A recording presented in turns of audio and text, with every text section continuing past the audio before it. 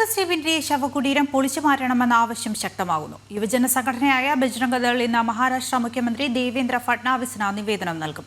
സർക്കാർ ശവകുടീരം പൊളിച്ചില്ലെങ്കിൽ കർസേവയിലൂടെ പൊളിക്കുമെന്നാണ് ബജ്രംഗ് ദളിന്റെ മുന്നറിയിപ്പ്. വിവരങ്ങളുമായി ഗൗതം അനന്തനാരായണനുണ്ട്.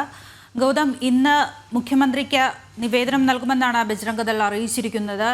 എപ്പോഴായിരിക്കും നിവേദനം നൽകുക? സർക്കാരിന്റെ ഭാഗത്തു നിന്നുള്ള ഇതിനോടുള്ള നിലപാട് എന്തായിരിക്കും?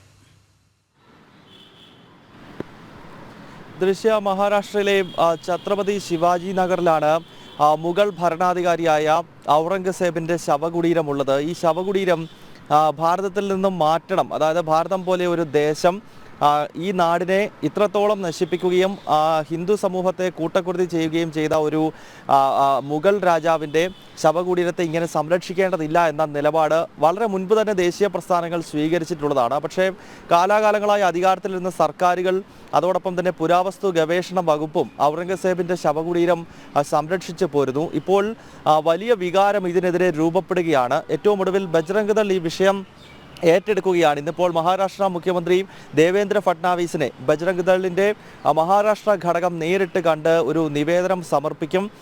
ബജ്രംഗ് ദളും അതോടൊപ്പം തന്നെ വിശ്വ ഹിന്ദു പരിഷത്തും മുന്നോട്ട് വയ്ക്കുന്ന നിലപാടെന്നത് ഒന്നെങ്കിൽ ഇത് സർക്കാർ തന്നെ നീക്കം ചെയ്യണം, സർക്കാർ തന്നെ പുരാവസ്തു ഗവേഷണ വകുപ്പിനോട് നിർദ്ദേശിച്ച് നിയമപരമായ വഴിയിലൂടെ ആ ശവകുടീരം അവിടുന്ന് മാറ്റണം. അതല്ലെങ്കിൽ 1992 അയോധ്യയിൽ കണ്ടതുപോലെ ഒരു കാർ സേവയിലൂടെ ഈ ഔറംഗസേബിൻ്റെ ശവകുടീരം തകർത്തെറിയും എന്നാണ് യുവജന സംഘടനയായ ബജ്രംഗ് ദൾ ഇപ്പോൾ സർക്കാരിനും പുരാവസ്തു ഗവേഷണ വകുപ്പിനും മുന്നറിയിപ്പ് നൽകുന്നത്. ഇന്നിപ്പോൾ മുഖ്യമന്ത്രി ദേവേന്ദ്ര ഫട്നാവിസിന് നൽകുന്ന നിവേദനത്തിനകത്തും ബജ്രംഗ് ദളിൻ്റെ നിലപാട് ഇത് തന്നെയാണ്. അതായത് ഒന്നെങ്കിൽ സർക്കാർ അത് മാറ്റുക, അതല്ലെങ്കിൽ ഔറംഗസേബിൻ്റെ ശവകുടീരം തങ്ങൾ തന്നെ പൊളിച്ചു നീക്കും. അതിന് 92 കാർ സേവയുടെ മോഡലിലുള്ള ഒരു പ്രതിഷേധമാകും നടക്കുക എന്ന മുന്നറിയിപ്പ് ഇപ്പോൾ വിശ്വ ഹിന്ദു പരിഷത്തിൻ്റെ യുവജന വിഭാഗമായ ബജ്രംഗ് ദൾ അറിയിക്കുന്നു. നേരത്തെ തന്നെ BJPയുടെ പല MPമാരും അതോടൊപ്പം തന്നെ മഹാരാഷ്ട്ര മന്ത്രിസഭയിലെ തന്നെ പല മന്ത്രിമാരും ഈ ശവകുടീരം അവിടുന്ന് മാറ്റണം എന്ന ആവശ്യം മുന്നോട്ട് വയ്ക്കുന്നുണ്ട്. അതിൻ്റെ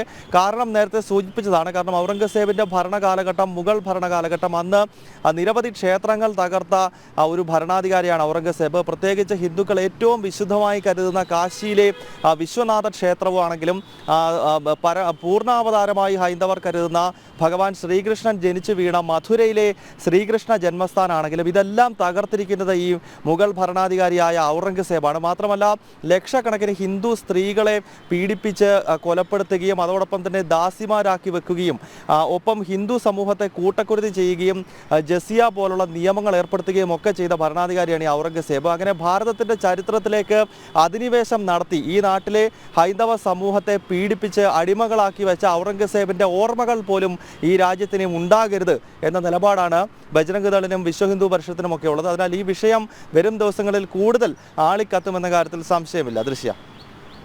ഗൗതമാണ് വിവരങ്ങൾ നൽകിയത്. ഔറംഗസേബിന്റെ ശവകുടീരം പൊളിച്ചു മാറ്റണമെന്ന് ആവശ്യപ്പെട്ടാണ് ബജ്രംഗ് ദൾ ഇന്ന് മഹാരാഷ്ട്ര മുഖ്യമന്ത്രിക്ക് നിവേദനം നൽകുന്നത്.